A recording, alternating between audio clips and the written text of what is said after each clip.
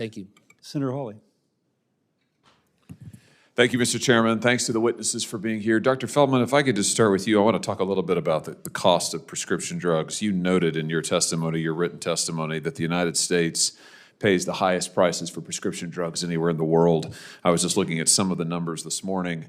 We pay about 250% more than 32 comparison countries in the last 2021 Rand Corporation analysis. I mean, that's extraordinary. Insulin, for example, average U.S. price per standard unit of insulin is $98.70. In Australia, it's $6.94. It's $12 in Canada. It's $7.52 in U.S. dollars in the United Kingdom. I mean, that's really just extraordinary. Why shouldn't we require by law some form of index pricing where we say to the pharma companies, look, you can set the price how you want on the global market, but taking the industrialized countries or Western European countries, or choose your set of countries, I mean, whatever would be appropriate economically, you can't charge in the U.S. more than the average price that you're charging in these other similar markets. I mean, is there something wrong with that, and what would you suggest as an alternative if so?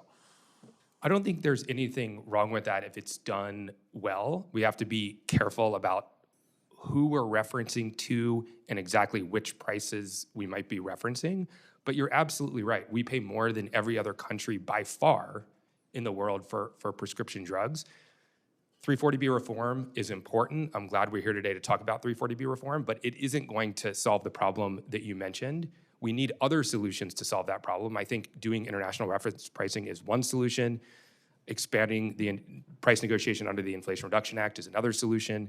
Patent reform to make sure that we get generics and biosimilars on the market is another solution. There are a lot of ways to lower drug prices in our country, but we have not been managing to do that for a long time. Yeah, I think that's obvious, and everybody who is out there paying these prices for prescription drugs, I mean, people just can't afford it. I mean, the cost of insurance is totally unaffordable, as it is.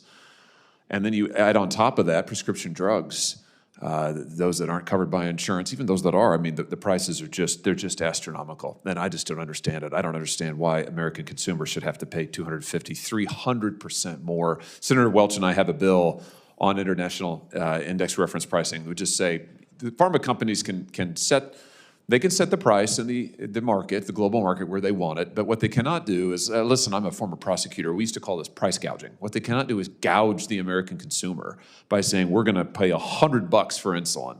And meanwhile, the same companies are charging $10 in Canada. I just think that that's totally outrageous. While I'm on the subject of the pharma companies, can I just ask you something else as a matter of policy?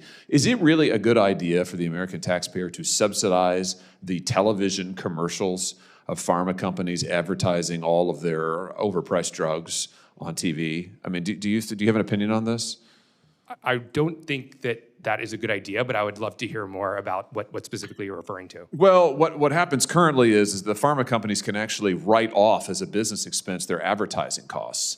So they can charge, they can put up on television these ads about their drugs that they're then charging us 250, 300% more for than other countries and other consumers, and then they can take all of those costs that they use on their advertisements and they can write them off. So effectively, the American taxpayer is subsidizing these big pharma companies that don't seem to me like they need any more subsidies than they already get, and yet they're getting subsidized by the U.S. tax code. I just think we ought to end that. I mean, we ought to say, listen, if you want to advertise on TV, which I'm not sure is a great idea anyway, but putting that to one side, if you want to advertise direct to consumer, that's fine. You do that on your own dime.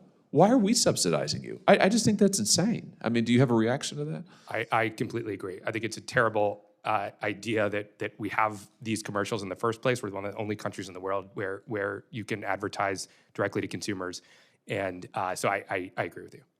Let me just ask you one other thing in my remaining seconds here. Do you have a view on the rapid consolidation of pharmacies, the loss of independent pharmacies in this country, PBMs buying up pharmacies left, right, and center, in some cases PBMs buying up doctors' practices, buying up hospitals, integrating all of them? I mean, basic economics would tell us when you have that kind of integration, that kind of vertical integration, you're going to get an increase in prices. Do you think that has anything to do with the increase in drug prices that we've seen, and can we do something about it? I do think it can contribute, for sure. I think that having these big consolidated entities that control all aspects of care is not a good idea.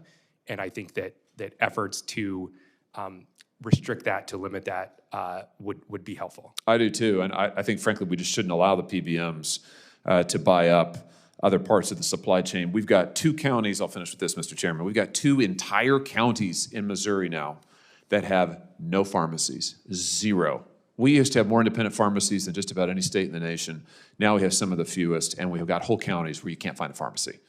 And yet these big companies, these big PBMs, they make more money than ever before. It's a racket. Thank you, Mr. Chairman.